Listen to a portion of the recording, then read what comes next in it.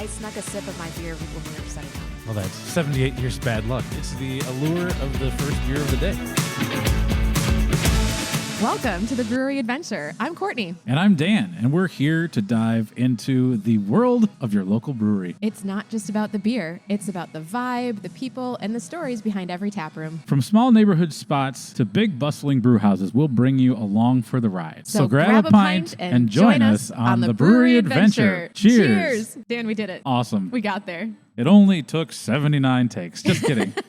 Woohoo! We're here. What a great way to spend a Saturday afternoon. It is a beautiful day outside. We are in lovely downtown Hastings at Spiral Brewing. One of the many really cool historic river towns in Minnesota that has a brewery. Very picturesque. This place is really neat. It is really neat. I did sneak. They have a patio upstairs. I did sneak up there before you got here and was taking some pictures and admiring the view. It is cool. I've never been up there. I've seen pictures. I've only been down here. As a matter of fact,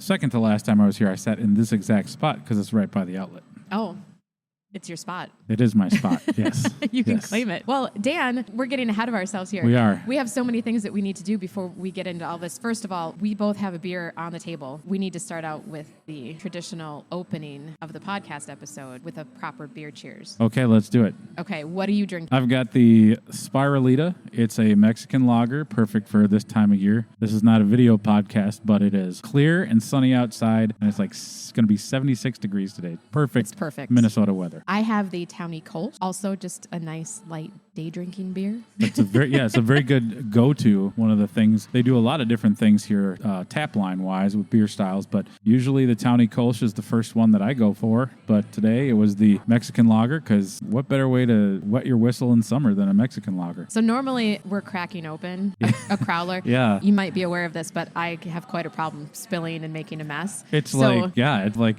football follies of crowler pouring. So here we go.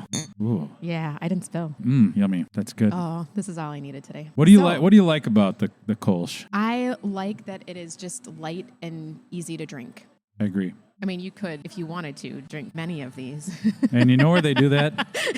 All across the world, Courtney. All across the world. They actually have, and this is catching on in the United States as well, but Kolsch service is modeled after what happens when you go to Cologne, Germany. I don't know if you knew this. Kolsch is like the regional style there. So there's certain places in Germany where there are how champagne needs to come from a region in France, okay? In Germany, if you go to Dusseldorf, it's alt beer. If you go to Cologne, it's Kolsch. There's certain areas and certain regions that are known for their style. So you won't go to a place and expect to find 14 different things. You'd be like, I'll have the Kolsch. And they have these beer gardens where, and I don't know if we gone to a Kolsch service, or you ever done that before? I've been to one Kolsch service. It was with you at Venn in Minneapolis. Oh, that's right. Yeah. So, and there, I don't want to call theirs like a bastardized version of it, but really, if you're doing it the right way, you get a coaster and, somebody comes around with a tray of teeny tiny little, they're called Stang glasses. They're kind of small, cylindrical. They look like a smaller version of like a Collins glass, if you've ever ordered like a Tom Collins. Very cylindrical, very small, fits perfectly in your hand and goes down very easy. And what they do is, like, if they see your glass empty, they just bring another one and mark a notch on your coaster. That's kind of the traditional way that they do it in Germany, as I've heard from other people who've been there. I've not been to Germany before, but it's on my bucket list. That style of beer is perfect for just one after the other, outside in a beer garden or inside with friends and just passing the time, having good conversation. I love it. So I want to go to Germany and try that. Let's go. Let's do it. I'll order an Uber now. We'll get That's fine. Beep, boop, boop, beep, boop, boop. Dan, we should also introduce you. Oh, yes. Because we just kind of dove right in here. Dan, you also have a podcast. Yeah, I do have a podcast. I'm really excited to be on your podcast. Yeah. Co-hosting with you. Co-hosting with me. This is really good. We've been talking about this for a while, and I said maybe I could be an occasional member, and you're just like, hey, why don't you just come on and we'll see what happens. But I do have my own craft beer podcast. It is called A One Pint Stand, and I've been doing it for many years, and I've been writing about beer since 2014 in Minnesota. I'm a teacher, so I get my summers off. So I like to do what I call an epic beercation every summer. So I've been to a lot of different beer cities in the United States, and I really love craft beer. I love the variety of beers. I know that the brewery adventure leans heavily into the taproom experience and the ambiance of it. And I love all those things. And I have so many stories of fun people that I've met just sitting at the bar. I think it's just craft beer is a nice vehicle for getting to know the other members of humanity around you. Yeah. Because there's a lot of great people in and around craft beer. Yeah. A One Pint Stand is the podcast, and that can be found anywhere you get your podcast. It's out there. So it is out there. It is and out it's a there. great listen. And I have to say, I have learned so much about beer and about the beer scene in the Twin Cities area from you. Oh, yeah. Well, everybody, sometimes you get into something and it can be a little intimidating. Yeah. And I think craft beer is very much that way. When I started learning about it and becoming a fan of it, I didn't know all the beer styles and I didn't know all the places. I would go to beer classes and learn about beer styles, and I'd hear people talking about brewery A, brewery B, brewery C. I'd be like, where are these places? Where are you finding these? Do you have a closet that magically transports you to beer Narnia where there's I'm like, because I'm not dying. So I was very much a novice, and there were a lot of people along the way whom I met and who really did a very nice job of educating me about beer and helping me understand it. And I think beer is one of those things that the more you learn about it, the more you want to learn more. It's a very enticing curiosity to have about beer. And then when I travel, my Summers of Dan trips started as a quest to see the Minnesota Twins play in all 30 Major League Baseball stadiums. Oh, wow. So I would go, and I went to Cleveland, I went to Boston, I went to Milwaukee, I went to St. Louis. As I would go on these trips, I'd be like, well, there's a brewery. What's a brewery? Well, let me check it out. And I became pretty fascinated with craft beer and just the different styles, because back then in Minnesota, it wasn't like it is now. There were not tap rooms everywhere, because until 2011, legally, you could not have a tap room. Yeah. Let that sink in. Seems very odd, doesn't it? It does seem very odd. Yes, it seems almost downright stupid. So I remember going to Cleveland, Ohio to visit my sister and her fiance. We were going to see the Twins play at Jacobs Field at the time, because this was 2006. And they took me to a brewery, Great Lakes Brewing Company. And I'm like, what's a brewery? I've never been in a brewery. Actually, that's not true. The first brewery I ever went to was the Heineken Brewery in Amsterdam back in 2001 after graduating from college. Yes, I'm an old soul, and I have old knees, and I'm old. So, but as far as breweries in the United States, never been to one. I had been to Town Hall in 2003, but I viewed that as more of a bar. It's a brew pub, and I didn't quite understand what the craft beer thing was. So 2006, I go in there, I ordered a 8-beer taster flight, and the rest is history. So, that's amazing. Yeah.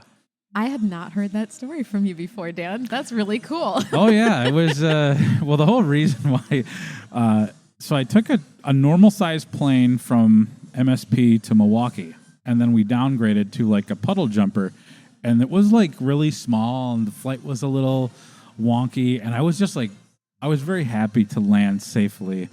And my sister and her fiance met me. They're like, what do you want to do? I'm like, I could use a drink. So we beelined it to Great Lakes, and that's where I was initiated into craft beer. So thank you, Great Lakes. Mm-hmm. It all began there. Yes, it all began there. So Great Lakes Brewing Company in Cleveland, Ohio has always had a very special place in my heart. And I'll probably get into Great Lakes more on future podcasts, but that's the tip of the iceberg. It's Dan's origin story. Yes, that's right. Not all heroes wear capes. Perfect. Well, we are here to talk about a great many things today. Yeah. We've had some beer experiences lately. We went to the state fair, Dan. We sure did. Holy cats! The great Minnesota get together. Sometimes they say the great Minnesota sweat together, but we didn't get that sweaty because it was quite Nice. Very similar to today. 70s, zero humidity, nary a cloud in the sky. I guess maybe was it cloudy? I don't remember. I was just too enamored with all the things we ate and drank, and but I was there to record a live podcast show with one of my great friends, Bree Smith, who is the head brewer at Modest Brewing. She is the first Black woman brewer in the state of Minnesota, and that's really cool. And I've gotten to know her over the years through Brewing Change Collaborative, which is a nonprofit, essentially a group of, if you are a person of color or identify as a person of color, are either in the craft beverage business or craft beverage adjacent. Like, I'm not technically in the craft beer business, but I'm a craft beer. I'm adjacent. And so it's we meet one each the fourth Thursday of the month, somewhere around town. We just had a meeting, and it's a great way for people of color to come together and share a kind of a sense of family, a sense of camaraderie, because I'm looking around the tap room right now. I don't see any others like me. Courtney, I am from Columbia, Medellin. I was adopted. My sister and I are both adopted from Columbia, and it was kind of funny the other day. Andy, the head brewer at Northbound, didn't realize I was.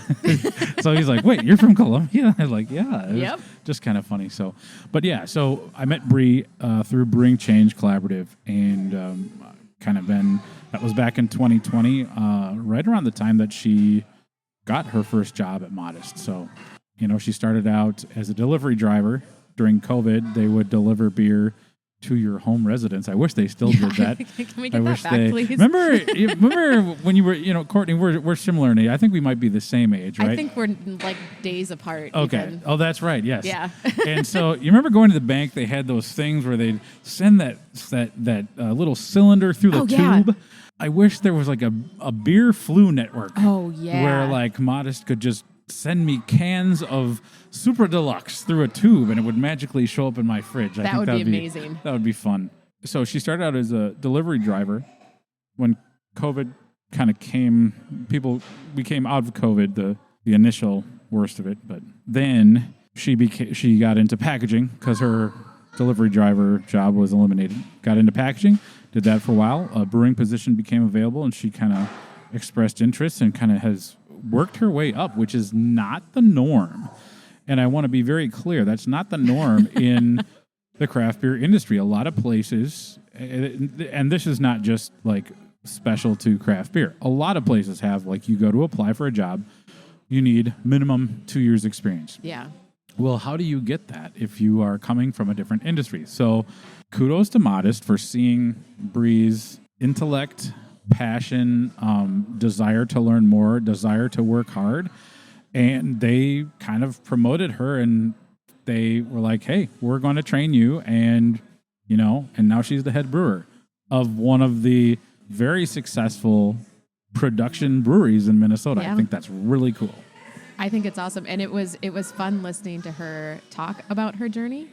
And again, on Modest, I think in most jobs, there are things that you can train people to do. You can train someone to start to brew beer. You can train them on how you want things done. You can train these things. But there's qualities that Bree has that are not trainable. You kind of either have them or you don't. Right. You're a good worker. You have a strong work ethic. You want to work hard. You're good with organizational skills.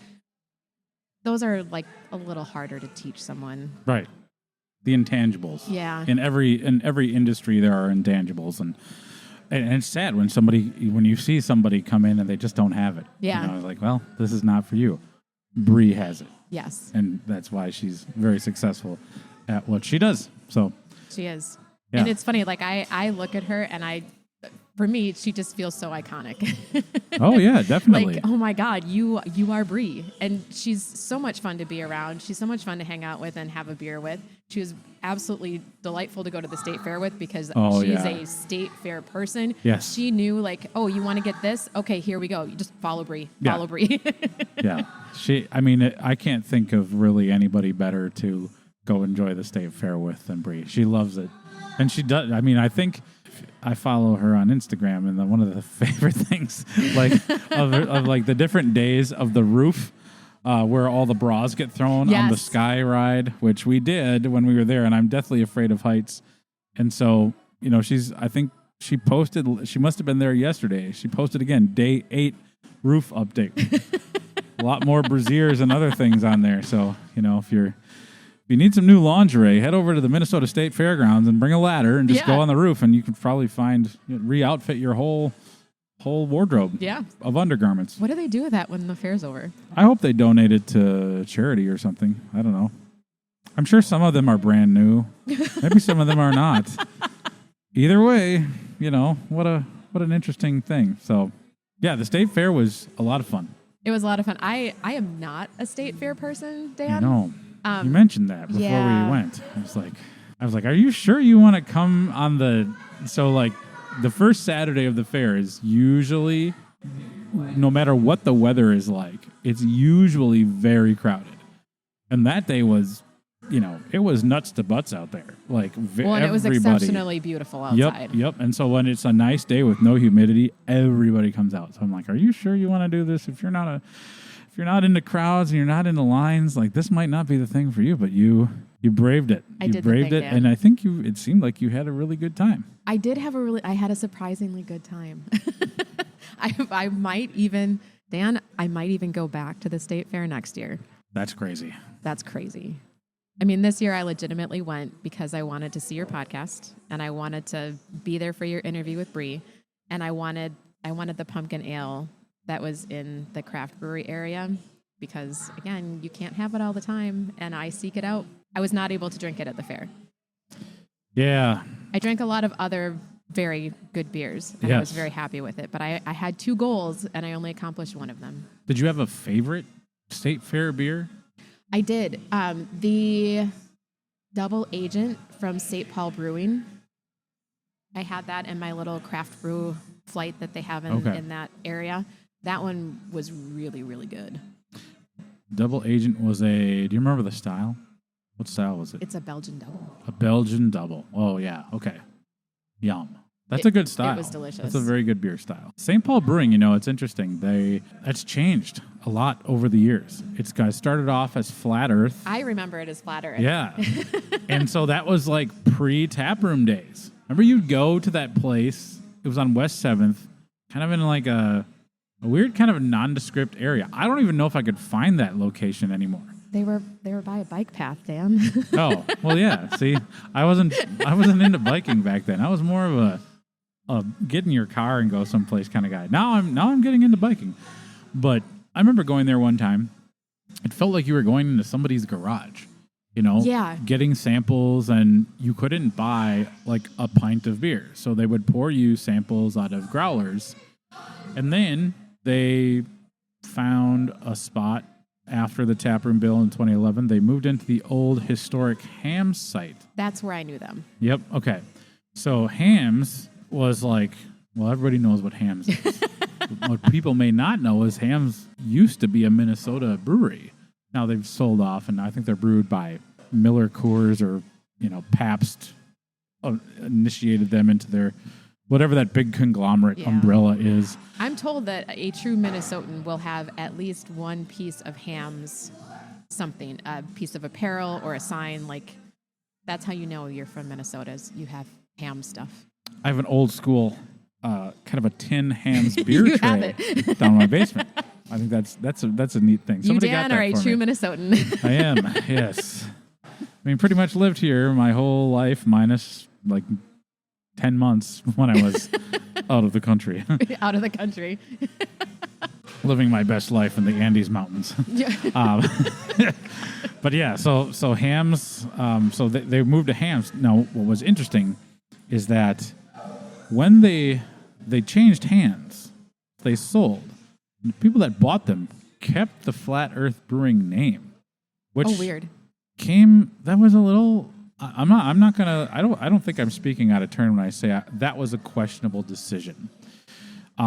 Because there were some issues with Flat Earth Brewing when it came to, some quality control and things like that. The people that bought them, that moved them into the historic ham site, I don't think they really understood how to make good beer. When I say that, I don't mean that their brewer didn't know how to make good beer, because their brewer does know how to make good beer. He's doing it now for St. Paul Brewing. But the ownership at the time, when Flat Earth changed to St. Paul, did not put enough resources into the brewery to make it good. Yeah. Then they sold again, and the new ownership is the same ownership group that owns Can Wonderland. I think they've got a lot of restaurant experience and bar experience, and they just know hospitality. And so they understand what to do. They built a completely, they redeveloped that whole site, basically. Because it used to be when you went into Flat Earth, you'd go through the pretty room where they should have put the bar, and then you go into this weird vertigo-inducing slanted floor where you think you're going crazy. You think you're getting why am I getting the bends? I don't even have scuba gear on. And you're just walking up the thing, and you're like, did I not have my V8 today? And it gets really weird, and it was this almost felt like a bomb bunker. It was all concrete. There was no character to it. You talk about ambiance. This place had no ambiance. You'd go there for a beer, your eyes would go googly, and the beers were kind of hit or miss because they didn't invest in enough equipment to really make it quality. Yeah. Well, those days are over. St. Paul, they have, in addition to one of the best patios, St. Paul Brewing has some really great beers, great food, and just everybody there, the whole team understands what to do. So shout out to Bob, Liza, and Greta. So Bob is the brewer. Bob Rebke is the brewer. Liza's kind of like the hospitality director, and Greta is in charge of the cocktails. It all works very well. They're doing a lot of neat things over there. I need to go back there because I again was only ever there when it was Flat Earth, and I didn't spend much time inside. I spent time out in the patio area, which felt like you were in these cool old ruins. And I think they've kept some of that aesthetic and made it a little bit nicer. They own a lot of the buildings over there. And what's interesting is one of the buildings is kind of like an artist incubator where they make all sorts of sculptures for Can Wonderland. So, But any artist can go in there and do a residency. So it's pretty cool. I don't think most people know how many things they have going on over there. Yeah. So now I for sure need to go over there. Sorry, we're getting off track. It's on my list. This is part of my brain. I love it. I get talking. You gotta just let me know. But this is what we do, Dan. Yes. This is our beer talking. time. We're enjoying beer. The sun's out. This is a great brewery. We're here at Spiral Brewery in Hastings, Minnesota, just having a good time on the brewery adventure.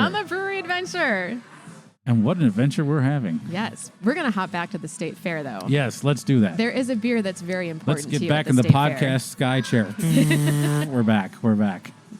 I'm really proud of you that you went on the sky chair. I'm not going to lie, Courtney. There was one point where I was like, why are we stopped? And I was in the same, what do you call those, death gondolas, whatever they're called, I was in the same one with Brie. And she's she was very comforting. I think she could sense that I was very in heart palpitation stage. She's like, this is normal. Sometimes it stops so people can get off. I'm like, yeah, okay. Well, that's good. And I'm like, when are we... She's like, we're almost done. I'm like, we're still going up, Brie. I don't know if that means I was very, very frightening. And then Charles, a.k.a. Poopy Longstockings, was in the car behind us with my podcasting gear, because that's I had to lug that around, and he was all by himself. Brie took a great picture, so it's like a selfie. You can see half of my head, half of Brie's head, and Charles is just waving behind us. It's one of my favorite You had a picture pictures. of him from the front. I have a picture of him doing an over-the-shoulder thing looking behind him. It's pretty great. Yes. Very, very good stuff. Yeah, the sky ride was scary. I was glad when we got off that thing. I just, again, I'm impressed that you did it because I know you don't like heights, and that one is, you're in a chair with your legs dangling out in wide open air. And so Brie was like, are we going to do the sky ride? I'm like, okay, fine. We'll do the one that's enclosed. She's like, no, that's not an option. I'm like, I'm pretty sure it's still there. Because something about when I can, the mental idea that I could just slip out of it and fall to my demise was yelling at me the whole time. And I did not like that. But you survived it. I survived it. You did not die. Might do it again. I think that, you know what helped me get on there? A little bit of the old liquid courage, a.k.a. the Liftbridge mini donut beers, Yes. which we were drinking copious amounts of. Yes. Oh, my God. That sugar cinnamon rim on the glass, the mini donut beer.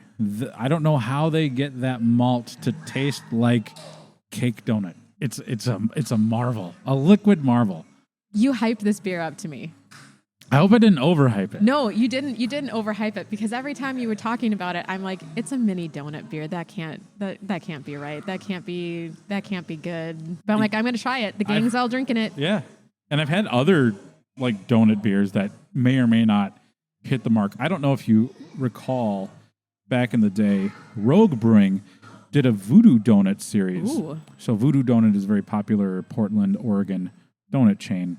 They're famous for their kind of psychedelic art and pink boxes. Very iconic. And you go out there, and they do all sorts of stuff. I mean, now you see, like, sugar cereal on donuts everywhere, but they were, like, the first ones to really kind of think outside the box when it came to donuts. Haha, the box. Portland in general, if you like donuts, they have so many good donut places. If you ever wanted to start a donut podcast, that would be a place you'd want to go tour.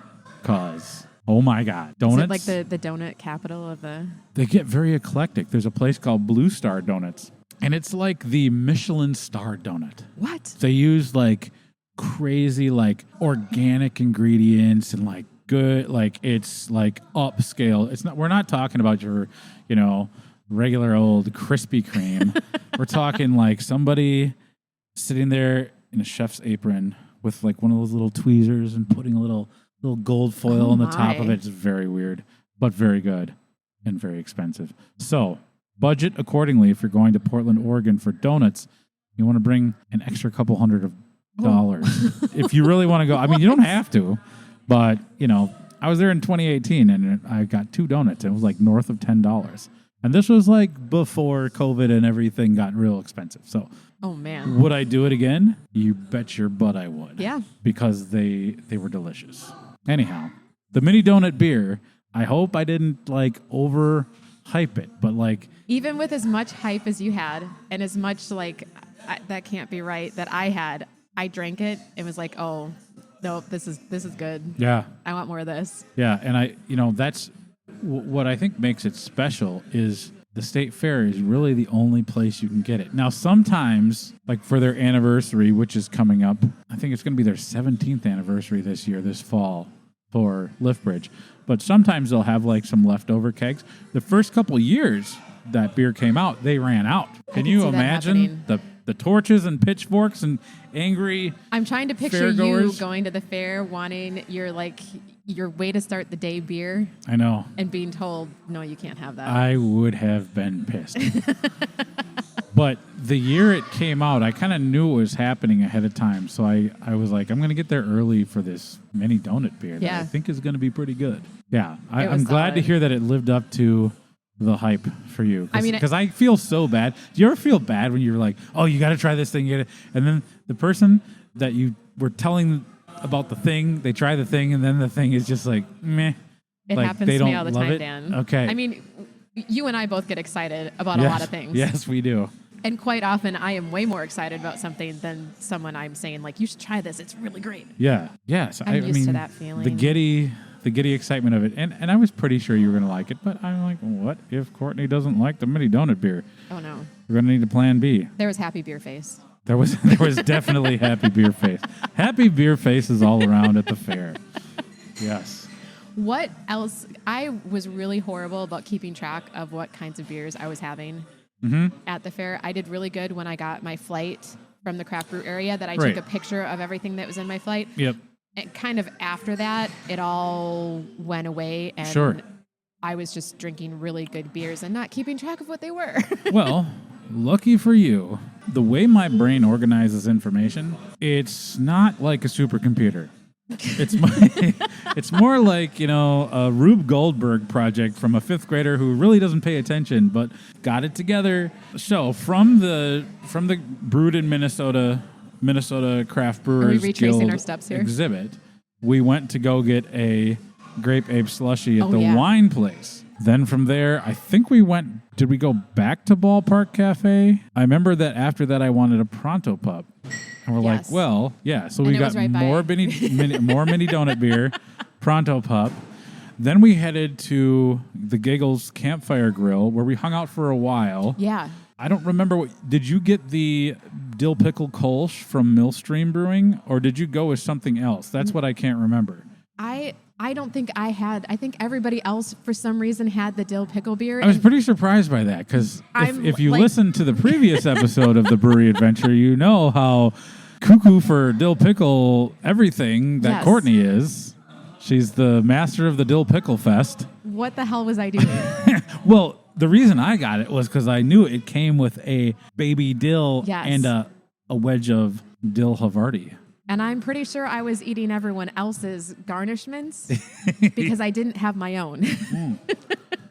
Yeah, I think while we were sitting there, what's funny is this happens every year. If you try to going to the Minnesota State Fair with a large group is really, it can wind up being a mixed bag Yeah. because once one person has to go to the bathroom, depending on where you are, that could eat up 5 to 45 minutes of time.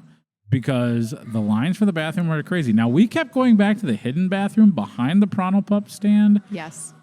where there was never a line. Well, your tip is have Bree with you because she knows where all Right. the good bathroom Yes. spots are. Yes. And so you've got to know where you do not want to go to the regular bathrooms and just spend most of your No. time waiting in line. You know, at Giggles, I think we probably, if nobody would have had to pee, we would have been in and out in like 30 minutes. As it wound up kind of materializing, we were there for like an hour and 45 minutes. I'm not complaining because I didn't have to break the seal until later. I was just enjoying, my dill pickle Kolsch's Yeah. from Millstream out of Iowa. If you want a good pumpkin beer, you gotta keep your eye out. The Millstream does a pumpkin beer. I don't know if they still distribute it to Minnesota, but that was one of the Iowa's ones not where far. I would really kind of keep my eyes open for that. Pro tip for pumpkin beer lovers everywhere. Maybe a little fall All road trip down 7 to of you. Iowa. Come Wah, on. There has to be more than 7 of us. Yeah, you'd think. But the numbers don't paint a pretty pumpkin beer fan picture. That's probably true. Yeah. More beer for me. Yes, exactly. Yeah, it's all right. I honestly, I don't know how I missed the pickle beer. I don't know. This is gonna All you had bother to do me. was look around the table. There were like 5 of us that were drinking one. But With pickles and cheese. yeah, I don't know. I screwed up, Dan. It's okay. It's always, having fun is like hanging drywall. You really can't fuck it up. Like, it's fine. Like, it'll be, you've never heard that before? No. That's tattooed on my thigh here, right there, along with my Mima's famous lemon bar recipe. But enough about tattoos. What other things? So we talked about the State Fair beers. Now, I know that you had mini donut beer. Yep. You had the sampler 4-pack from the Guild. I know you had a peanut butter bandit stout That was great. from Junkyard, which chef's kiss. That beer's great. What else did you have? Another I wrote down. Did you have? I mean, I okay. remember something else I ate that was really phenomenal. Oh yeah, tell me about that. We waited in this very, very long donut line for a little. It was just a little tiny place that said donuts. Yeah, it was the Amish donuts. I My God. I want to say if it's not new this year, it was new last year. I think it's a fairly new State Fair food. I've been craving those donuts. It's They just were like, they were just I told a so friend, I'm good. like, those assholes ruined donuts for me. Yeah. Like they were so good. And I think it helps. Fresh. Yes. Crispy. The icing was not too heavy. It was not like over the top. It didn't feel too rich or sweet. No. It was just kind of perfect. And the dough was just kind of like soft and gooey, and they were perfection. They were absolute Yes. perfection. It was like fried love. Fried love. In a form of a what is that? No, that's not a circle. What is that geometric? What is a geometric? Is it a donut? Yes. Do you think the first people to make a donut were like, we want to do a pastry in the shape of that? What is that? Well, I don't even know what it is. It's a donut. Okay, so the first people that made donuts were like, the donut existed. What was the original donut? We have some research to do. Yes. Maybe somebody's probably yelling at their speaker right now, saying, You you idiot, idiots." it's a rhombus with a hole in it. Well, I don't know. I was told there would be no math, so I didn't brush up on any of those terms. Yeah, if you go there's going to be a huge line. Well, and I think what we did, we got the Amish donuts at the end. At the end. And they come in a box of 6, which created a little bit of a problem. Do you want to talk about that? Because I want to talk about that. There was 5 of us. Yes. And 6 donuts. So what do you do with the last one? Who's going to get it? Who's going to eat it? What's going to happen here? And I think our group decided on the... I don't know if it was the best solution. It was a solution. It was a pretty great solution. And thank God for camera phones, because we decided to document the whole thing. Yep. We put a phone underneath it. So we put the camera on the bench. We all circled around the donut. I believe Charles called it Lady in the Tramping the Donut, which don't Google that on your work computer. And so we hit record, and thank goodness I have this video evidence, because everybody, I don't know if you all conspired to move it. I didn't get a bite either. Oh, really? Yeah. Okay, I think we have a class action lawsuit to file, because we were like 1, 2, 3, and we all leaned in. Now, 5 people huddled around a donut. I don't think anybody wanted a concussion, so I think people moved in slowly. But the donut moved, people. Maybe you and I moved in slowly, and that's why we didn't get a bite, and other people were just like, and no. I remember being very animated about not getting a bite. And then they're like, okay, now rotate it. I'm like, don't rotate it. I didn't get a bite yet. It was just really funny. But yeah, that was, I don't know if that was the best way to solve that conundrum, but we solved it. We solved it. Yeah. It seemed legit. Yeah. So I didn't get a bite. There was a chunk that was like hanging off, and so I just like grabbed it like, nope, that's my piece now. Yeah. I'm not doing that again. But it really, like, I have dreams about that donut, Dan. So good. I have a dream journal about the mini donut beer. You do? Yes. Nobody gets to read that but me. It's private. Do you go to the state fair every year? You know, I used to be kind of an every couple years state fair person. I think I have gone each of the last 3-4 years. Previous to that, I'm not really like the type of person that the state fair is geared towards. I like 3 foods. I don't like waiting in lines. I've never been the type of person to like gravitate towards what everybody likes. Yeah. You know, I've never chased like the super duper popular thing. So, you know, people are like, oh, I know people that literally go every single day of the fair. Yeah. And they try all the foods. They have spreadsheets, they have lists, they have all sorts of stuff that they want to do. For me, I want to have a mini donut beer. I want to have a pronto pup. I want to have a foot-long hot dog, and I want to have some cheese curds. Yeah. And then I'm not a huge sucker for like if somebody like gives me a Sweet Martha's cookie, I'll eat it. I'm not going to stand in line. No. Now, I say that. And the Amish donuts were kind of a new revelation. So that's kind of been in my mind kicking around. So I would go again to have that. I would happily wait in line again for those donuts. Right, but I talked to a friend who was like, the line for those Amish donuts was back to the gate.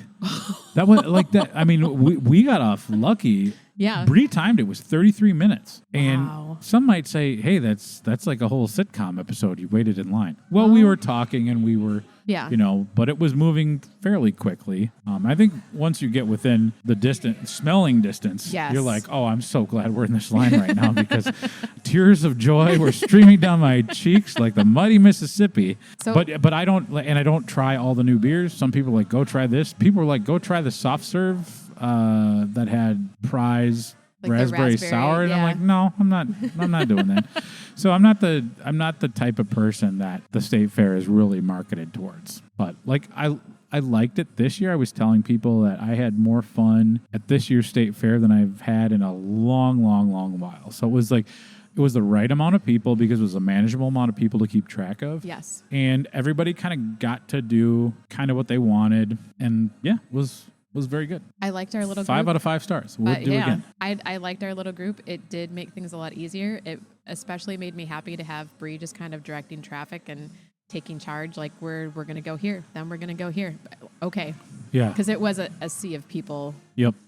And you need somebody to take control, or we would have just been wandering, just in and out of the bathroom all day long, sitting at giggles, and it's like, where is everybody? We should go someplace else. I don't know. Where do you want to go? You know, we're very Minnesotan in that manner. So, yeah, Bree had an idea, and then, you know, Charles wanted to go get corn. We were getting corn. She wanted a slushy. We did that. We went to other beers, you know, all sorts of stuff. We made it work. We made it work. Yeah. A lot of beer was had that I don't remember other That's than okay. that it was good. That means we were having fun. It's okay. It was time well spent. Time well spent with good people. And I mean, before we knew it, the fireworks were going off. I'm like, oh, I guess we have to go home now. Yeah. And then I felt like all the time we were there, it felt like half that time just to get from the Uber back to dropped off at. That was kind of they need to refine that process. But yeah, the state fair was fun. Oh, the Red Chimney beer at O'Gara's. Did I have that one? I thought you did. I might have. Maybe you didn't. I don't know. That was one of the places we sat down for a while. Yeah. In the middle of the day and then at the very end of the day. Yeah. And that was like, oh yeah, time to go.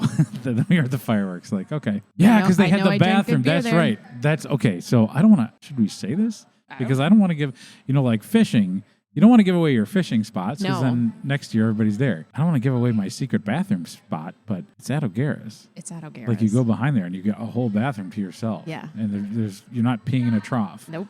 You're not having, public bathrooms can be gnarly places sometimes, especially at the fair. So the O'Gara's is really nice because it's like, yeah, you just go behind it and you get your own bathroom. It's very clean. There's not a huge line. I don't think too many people know about it. That's another state fair hack. That was the easiest bathroom of the day. Mm-hmm. Maybe we should have kept that to ourselves, Dan. People will forget by next year. That's true. That's true. They will. They'll all forget. Do a Jedi mind trick. You won't remember the bathroom. Won't remember anything. This is not the toilet paper you were looking for. Exactly. Well, we are going to kick this over to our friend Craig, who is wandering around the country, living the van life. The van life. Stopping at breweries. Many of them are harvest hosts. So he's able to go park his van in their parking lot or some kind of parking area that's nearby and enjoy the brewery, not have to worry about driving anywhere afterwards, and then going and sleeping in his home, in his van. So, Craig, where are you? What are you doing? And who are we talking to? G'day, Courtney. It's Craig here again. I'm actually on location right now at Big Lost Meadery and Brewery here in, where are we? We're in Wyoming and Gillette, Wyoming. It is the best a man can get. I'm actually speaking to Jessica, who's behind the bar. Jessica, g'day first and foremost. How are you? Good. That's the way. And you told me before in regards to the meadery, this Big Lost. Who's part of this meadery? How did it start up? Go from there. So the meadery actually started with our owner. His name is Sam, and he was a fireman, and he trained at Fire Station 1 here in Gillette. He was the training captain for the fire station. He started Big Lost. I think he started brewing beer actually out on location, and then everybody already was brewing beer, so he decided that he wanted to go a different avenue and started brewing mead in the basement of his house. Mm-hmm. And then it grew from there. And his brother co-owns it, brother-in-law, married to his sister, and he just moved to Sioux Falls to start our second location. We currently distribute to about 40-some states and 2 other countries, Thailand being our biggest producer. Wow, that's incredible. And I'll be honest with you, I haven't had that much mead, and so I had to research myself in terms of what's the difference between a mead and a brewery. So basically, the beer itself is brewed with wheat, and then the meadery is actually brewed with a honey base. So the brewery part of we have both the brewery and the meadery. It's 2 separate entities, essentially. The brewery, we just brew beer. Most of our brews are German style. And then the meadery is a honey-based wine. It starts with honey rather than grapes, would have been traditionally made by the Vikings, and we kind of just took over from them. Well, I'll tell you now, if you want to come to Gillette in Wyoming, the draft mead that's on tap now, you've got things like Wild Man, Crazy Woman, Island Gypsy, Peach Mint, Fresh Bandito, which is with jalapenos and cucumber as well, and a Sweet Dame, which is made with lemon and ginger. The flavors, though, you get in mead are very, very different to beer. Yes. Yep. It's a lot sweeter and it's a lot stronger than a normal wine as well. Exactly. I'm doing some, Courtney, as always, I'm doing some flights. You know me with my flights. So I'm doing flights trying to get taste of everything. So thank you so much for Jessica for your time. And yeah, I'm going to finish this flight and go from there.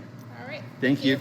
And we are back. Thank you so much, Craig, our roving reporter, for doing all of the hard work and exploring breweries while you're out on the road, living your best life, doing all the cool van life things. 100% not coming from a jealous place right now. Yeah, that sounds amazing. I've been listening to some of the places that he's gone to, and I've got our Venn diagrams of beers. There's some common breweries in the middle. Lakefront, he mentioned on your last show, and Wynkoop in Denver. Yeah, I would love that. Yeah. To be able to go around. I love beer road tripping. Yes. Especially. And then if you just like, I mean, there's definitely breweries where I'd like, you know, I'll have that be my last spot, just park my van there and then be able to try all the beers. It sounds perfect. Yeah. What a lucky man. What a lucky man that Craig. Yeah. Wow. Living La Vida Loca. Exactly. Well, we just refreshed our beer situation. Yes, we did. I now have the Mississippi Fog. Yep. Hazy. The Hazy IPA. It's delicious. And you got... I got the Downward Spiral there. I guess I mean, you can pretty much see through it. So that's a good sign. Can't see through mine. Nope, you can't. Can't do it. Solid Can't haze. do it. Although, you know, I would happily come here and just spin a wheel at Spiral Brewery in Hastings, Minnesota, because Morgan Smith, the head brewer here, she knows what she's doing. She brews styles of beer how they should be brewed. So, and I like that they have a hazy, they have a West Coast. All of their beers are brewed very well, very to style, and I appreciate that. So my next step after tasting my beer is to go into Untappd, take my pretty picture. Oh, yeah, that's right. My beer beauty pick. The and Untappd. Everybody loves the Untappd. I mean, I do love the Untappd. Yeah. I know like what it my too. rating system is. We've been over it a lot. Let's dust off the old handheld supercomputer here. I am very curious how you determine what rating you're going to give things in Untappd, just for a point of comparison. Yep. One of the, everybody views Untappd in a different way, and I think I wish there was some like a baseline app that could kind of synthesize all the different like purposes for rating a beer. I mean, obviously for me, Untappd first and foremost, it's a way to keep track of what I have had. Yes. And what I haven't. So when I come into a brewery, I want to know, if I've had this beer before, I'm not going to get it first because I want to try something different. Yeah. Also, as a teacher, I take feedback pretty seriously. I know what giving a low grade can do to an 8th grader's psyche. Oh. I also know that, like, if you are not giving good feedback, then how does a student know how to improve? Yes. How do they know where they went well and where they need to put in a little bit more effort? Personally, I think my Untappd thing is very much for me. My rating system is to remind me of what I thought of this beer when I had it. It is a snapshot in time. I fully understand that beers can get better and beers can get worse.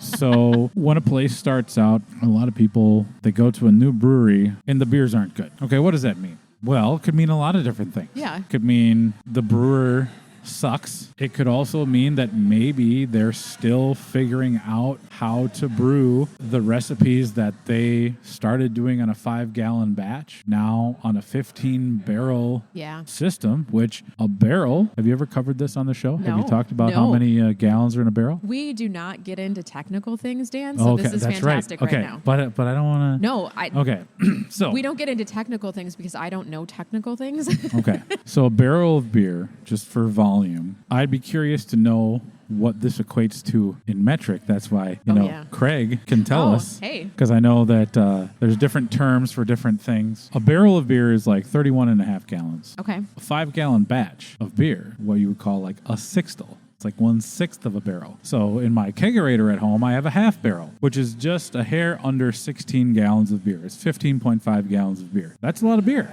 Yeah. When you think about it. But from a homebrew, scaling up a 5-gallon batch of beer to 30 barrels, 15 barrels, 10 barrels, 7, whatever it is, there's a lot. It's not anybody who's listening to this that knows cooking. If you double a recipe, that doesn't mean you just double everything. There's a little bit of a feeling out process that you have to do. So if you go to a brewery and they just opened and their beers aren't good, sometimes you might want to circle back. You might not want to write a brewery off. Unfortunately, just like everything, there are some really bad breweries out there. It's a fact of life, even in Minnesota. No matter how many times you go back to a bad brewery, their beers will never improve because fundamentally they either refuse to admit that there's a problem or they don't care.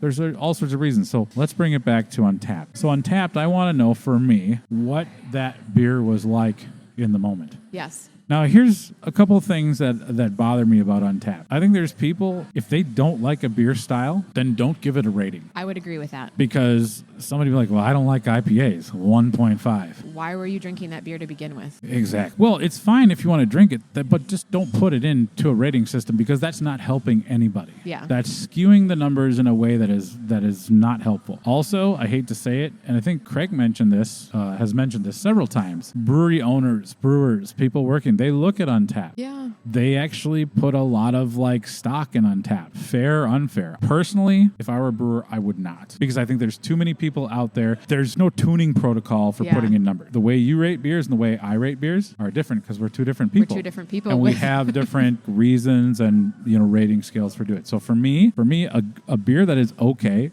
I will rate a 2.5. Okay. A beer that I would have this again is a 3. Okay. So like a beer, but if the beer was just kind of average, there wasn't anything wrong with it, but I didn't love it, I probably wouldn't have it again, is a 2.5. That's square in the middle. 3 is I'd have this again. Maybe I'm not going to seek it out every time I'm here, but if somebody offers me one, I'm drinking it. A 4 is a beer. Now we're getting into territory. We're getting the good stuff now. Also, to be fair, you do have some beer credentials. You know what you're talking about with different styles of beer. You know what? Well, yeah. I mean, a little bit. I think that. Dan. I guess I am a level 1 certified beer server, and I did that through the Cicerone program. Now, for people listening who don't know what's a Cicerone, it's like a beer expert. So wine has a sommelier, thrill seekers have flame jugglers, and beer has the Cicerone.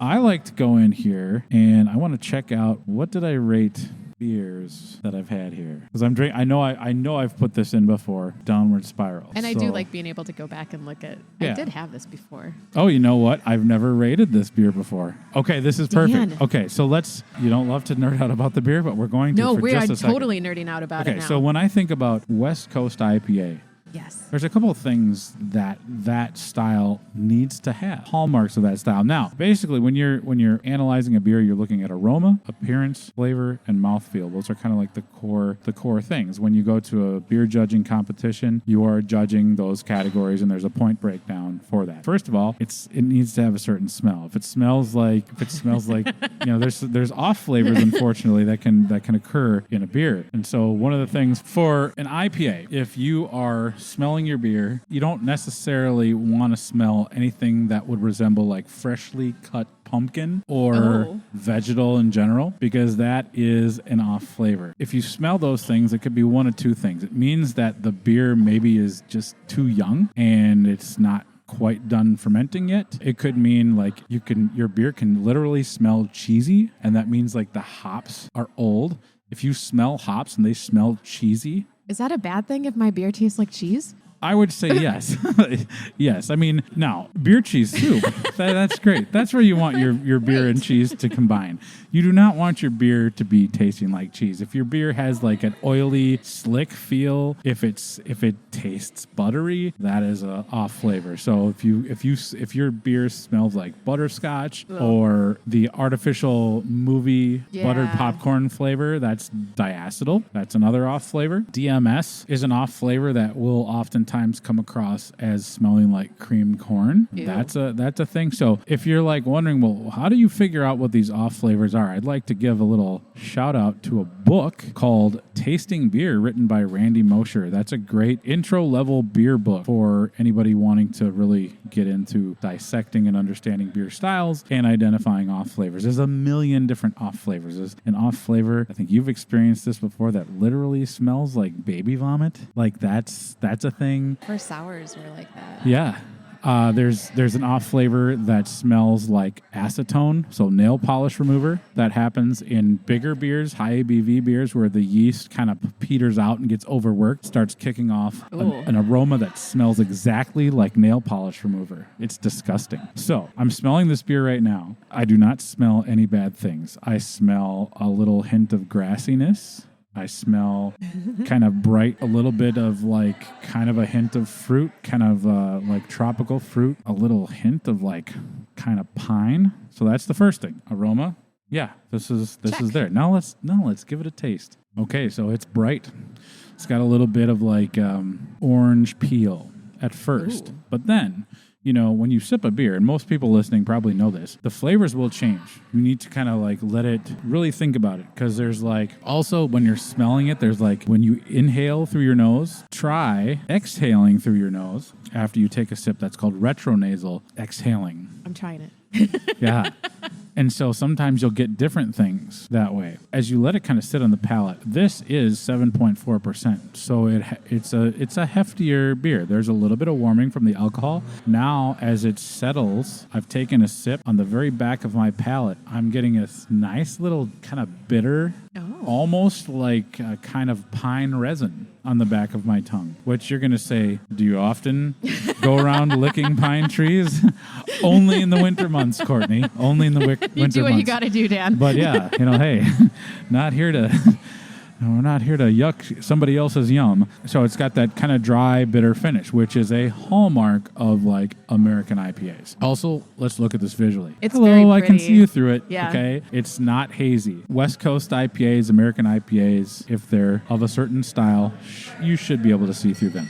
New England IPA, hazy IPA, that'll be cloudy. That's cloudy for all sorts of different reasons. This, as far as there's a nice little bit of a slight malty balance. So malt can come across as many different ways and come across as caramel. It can come across as bready. I would rate this beer, definitely it's better than average. All right. Do I get this beer every time I'm here? Absolutely. So that moves it into the 4 category.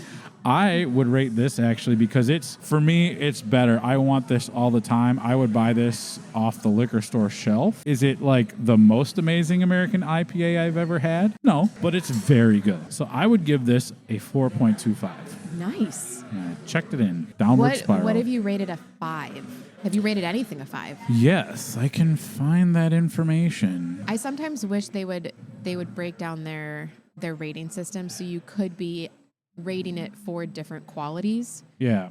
And have it be more of a yes, maybe, not really, no kind of thing. Mm-hmm. Or even like, I don't like it, I kind of liked it, I like it, I love it. Now I'm looking back at my 5s.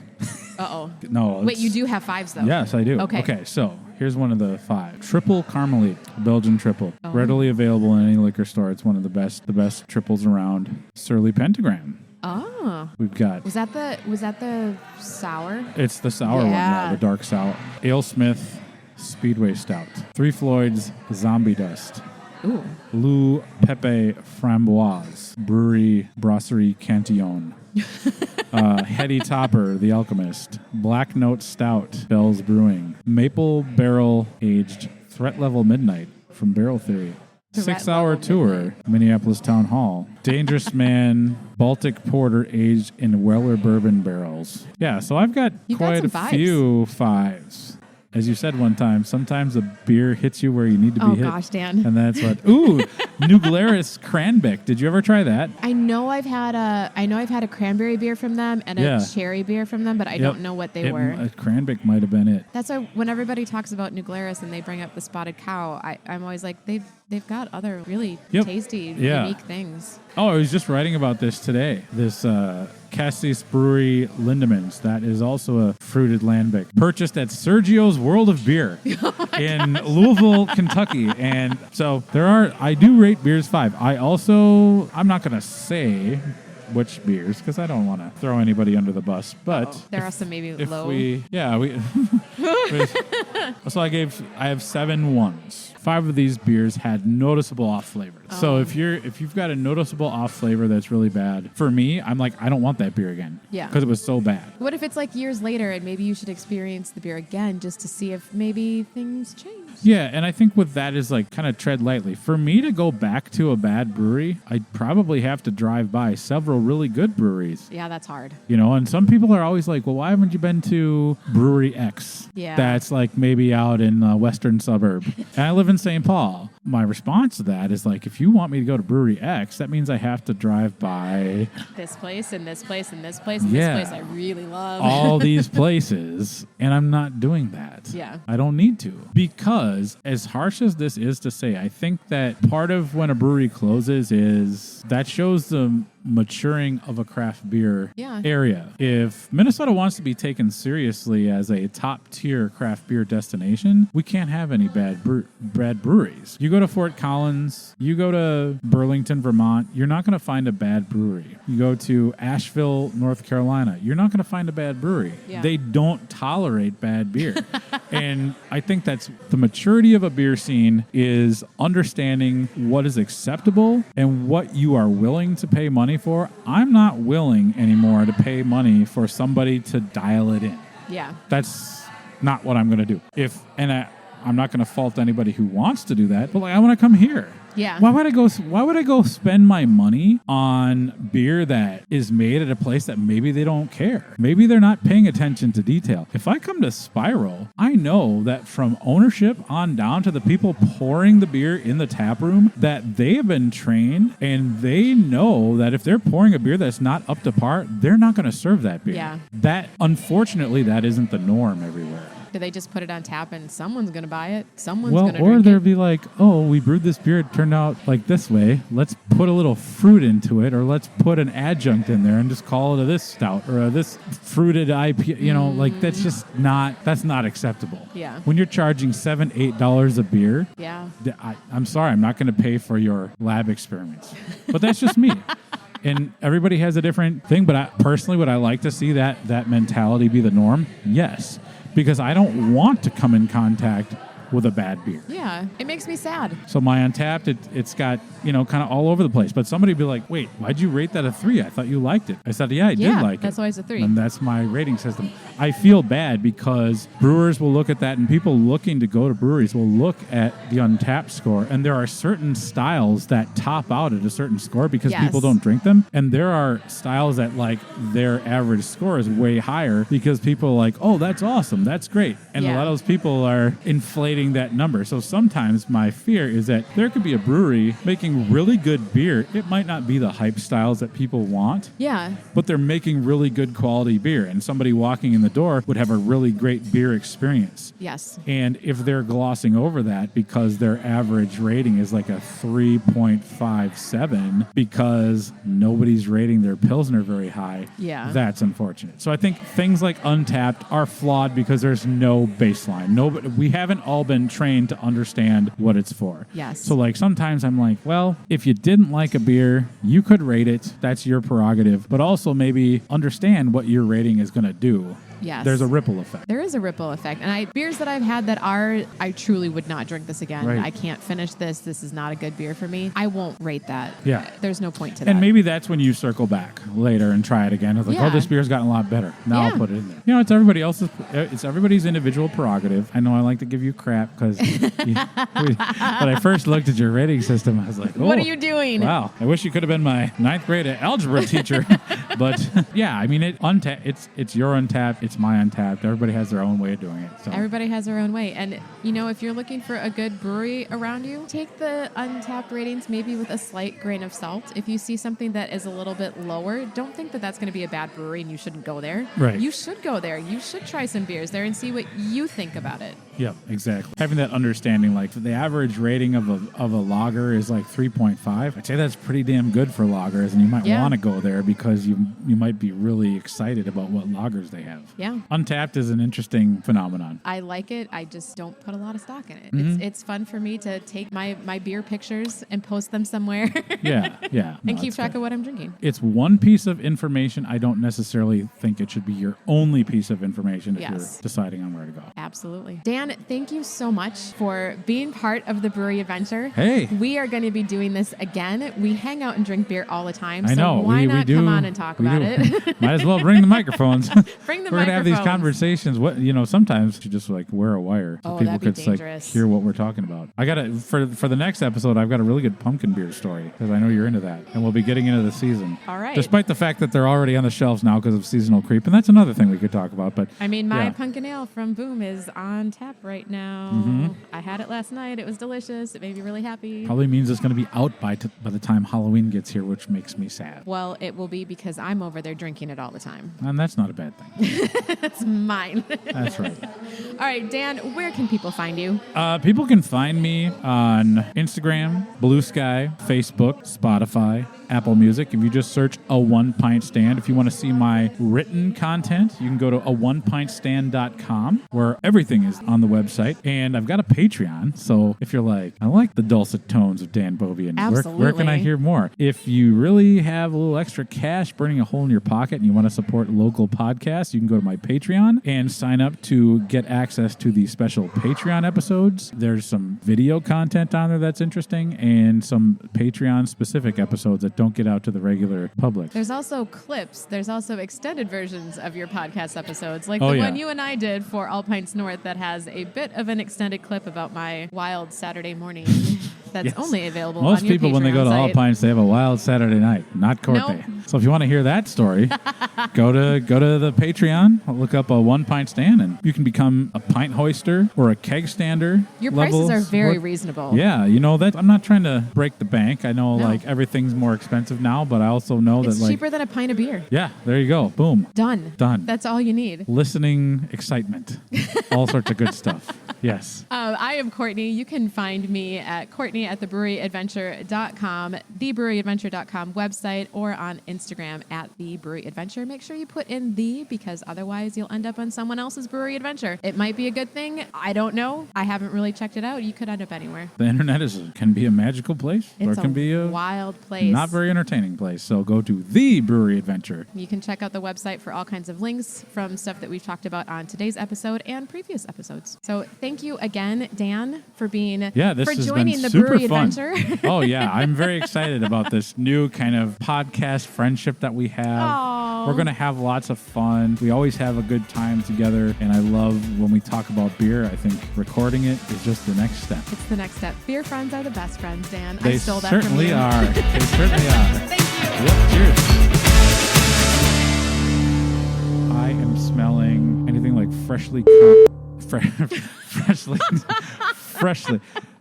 You know, that word isn't as jarring in Britain. They say that all the time. Not in the United States. So we're going to edit that out. Are we?